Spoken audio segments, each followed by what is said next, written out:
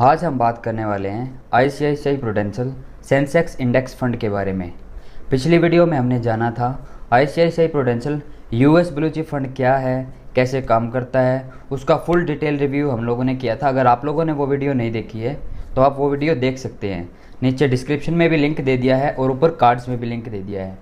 आज हम जानने वाले हैं ICICI Prudential Sensex index fund के बारे में। आज हम इसका एक डिटेल रिव्यू करने वाले हैं कि ये फ़ंड कब स्टार्ट हुआ था और इस फंड का कौन मैनेजर है, जब से स्टार्ट हुआ है तब से लेके आज तक इस फंड ने कैसा परफॉर्म किया है और क्या आप इस फंड में निवेश कर सकते हैं या नहीं कर सकते हैं। चलिए आज की वीडियो शुरू करते हैं।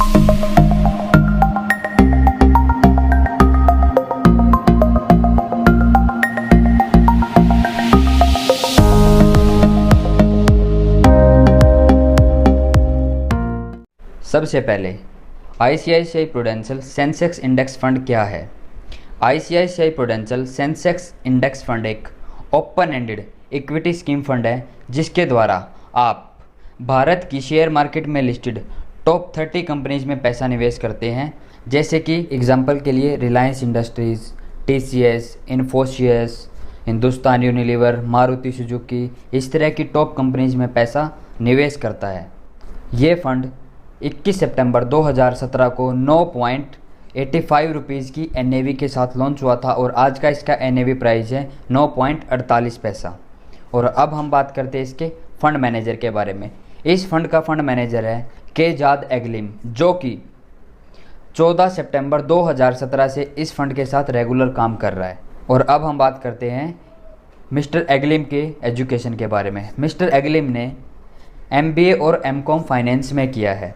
इससे पहले मिस्टर एग्लिम IDFC, Prime Securities, Canara Robeco mutual fund के साथ काम कर चुके हैं। और अब हम बात करते हैं इसके इन्वेस्टमेंट के बारे में। इस फंड में आप मिनिमम 100 रुपये मंथली इन्वेस्टमेंट कर सकते हैं। और अगर आप चाहते हैं कि मेरे पास कुछ पैसा इकट्ठा पड़ा हुआ है तो आप लमसम अमाउंट इस फंड में मिनिमम 5,000 रुपये से शुरू कर सकते हैं। अगर आपके पास पड़ा हुआ है, जैसे कि कुछ पैसा इकट्ठा पड़ा हुआ है, जैसे अगर आपके पास 5,000 पड़ा हुआ है तो आप इस फंड में सिर्फ सिंगल अमाउंट 5,000 के साथ भी निवेश कर सकते हैं। उसके बाद अगर आप चाहें तो मंथली एसआईपी भी शुरू कर सकते हैं, ऐसा भी ऑप्शन होता है। और अब हम बात करते हैं इसके एयूएम के बारे में। एयूएम का मतलब होता है एसेट अंडर मैनेजमेंट। क्या भाई इस फंड के पास अब तक कितना पैसा इन्वेस्टर्स द्वारा निवेश किया जा चुका है, तो इस फंड के पास अब तक 106 करोड़ रुपए निवेश किए जा चुके हैं इन्वेस्टर्स द्वारा। ठीक है। और अब हम बात करते हैं इसके चार्जेस के बारे में। इस फंड में एक चार्जेस भी लगता है एक्सपेंस रेशियो के रूप में। एक्सपेंस रेशियो चार्जेस उस चार्जेस को बोला जाता है जो कि आपके इन्वेस्टमेंट से हर महीने फंड मैनेजिंग के रूप में चार्जेस काटा जाता है, उसको एक्सपेंस रेशियो चार्जेस बोला जाता है। तो इस फंड में 0.1% एक्सपेंस रेशियो के रूप में चार्जेस आपको देना पड़ता है। ठीक है। और अब हम बात करते हैं इसके टैक्स के बारे में। अगर आप किसी भी फंड में पैसा निवेश करते हैं तो आपको एक शॉर्ट टर्म कैपिटल टैक्स देना पड़ता है, एक लॉन्ग टर्म कैपिटल टैक्स देना पड़ता है। अगर आप इस फंड में 1 साल से पहले पैसा रिडीम करते हैं तो आपको फ्लैट 15% चार्जेस टैक्स के रूप में देना पड़ेगा। अगर आपने आपकी इन्वेस्टमेंट पे 1 लाख से ऊपर रिटर्न गेन किया है तो। ठीक है। अगर आप चाहते हैं क्या भाई मैं 1 साल के बाद अपने फ़ंड को रिडीम करूं तो आपको फ्लैट 10% चार्जेस टैक्स के रूप में देना पड़ेगा। अगर आपने अपने इन्वेस्टमेंट पे 1 लाख से ऊपर गेन किया है तो ही आपको ये चार्ज देना पड़ता है। और अब हम बात करते हैं इसके रिटर्न के बारे में। अगर हम इस फंड का 1 साल का रिटर्न देखें तो इस फंड ने अपने इन्वेस्टर्स को पिछले 1 साल में -15% का रिटर्न दिया है। कहने का मतलब ये है अगर आपने 1 साल पहले इस फंड में 100 रुपये जमा किए होते तो आज का उसका मार्केट वैल्यू 85 रुपीज़ ही रह गया होता।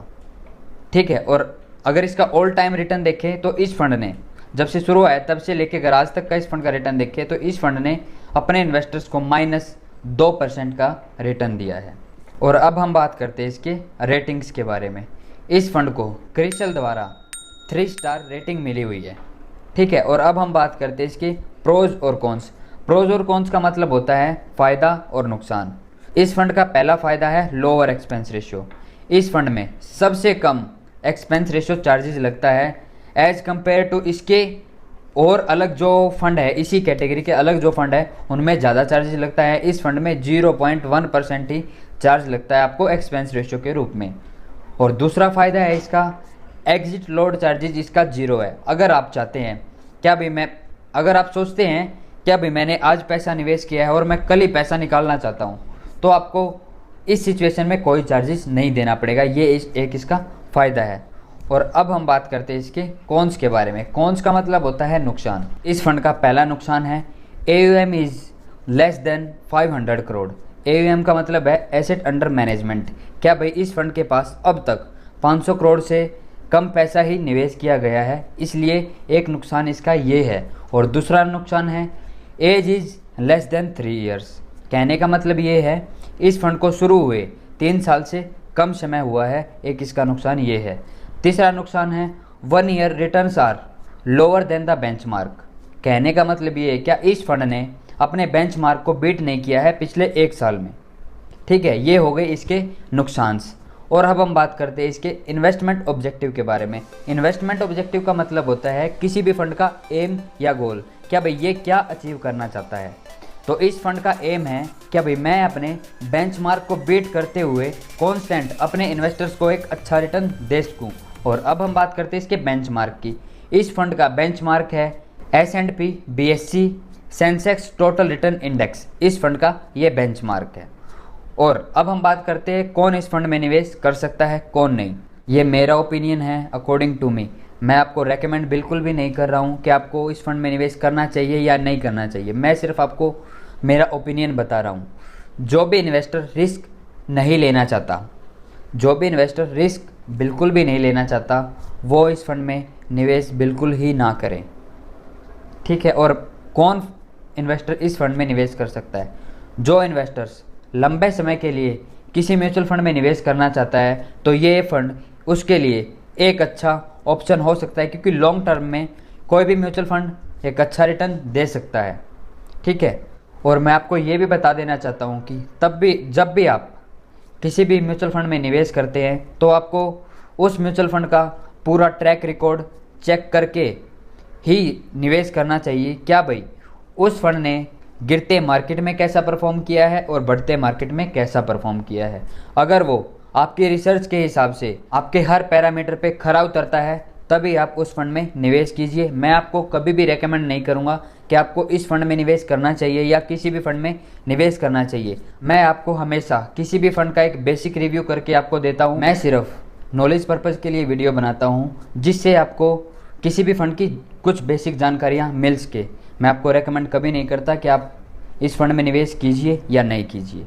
अगर आप चाहते हैं किसी भी म्यूचुअल फंड में निवेश करना तो मैंने नीचे डिस्क्रिप्शन में ग्रो ऐप का भी लिंक दे दिया है और ईटी मनी ऐप का भी लिंक दे दिया है, जिसके थ्रू आप एक इन्वेस्टमेंट अकाउंट खोल सकते हैं और उनके थ्रू आप किसी भी म्यूचुअल फंड में निवेश कर सकते हैं। ये आपकी रिसर्च के हिसाब से ही आप निवेश करना। और अगर आपको कोई क्वेरी है रिलेटेड दिस वीडियो तो आप नीचे कमेंट बॉक्स में कमेंट कर सकते हैं। मैं जितना जल्दी होगा उतना जल्दी आपको रिप्लाई करूँगा। अगर आप किसी और टॉपिक पे वीडियो चाहते हैं या किसी और चीज़ के बारे में जानना चाहते हैं तो वो भी नीचे कमेंट बॉक्स में कमेंट कीजिए। हो सके तो मैं उस पर आपके लिए एक वीडियो भी बनाऊंगा। अगर आपको हमारी वीडियो अच्छी लगी है तो वीडियो को लाइक शेयर बिल्कुल कीजिए। और अगर आप चाहते हैं ऐसी ही इन्फॉर्मेशनल या नॉलेजेबल वीडियो देखना तो आप हमारे चैनल को सब्सक्राइब कीजिए और साथ ही बेल आइकन को दबाइए, जिससे हमारी आने वाली सभी वीडियो का नोटिफिकेशन आपको मिल जाएगा।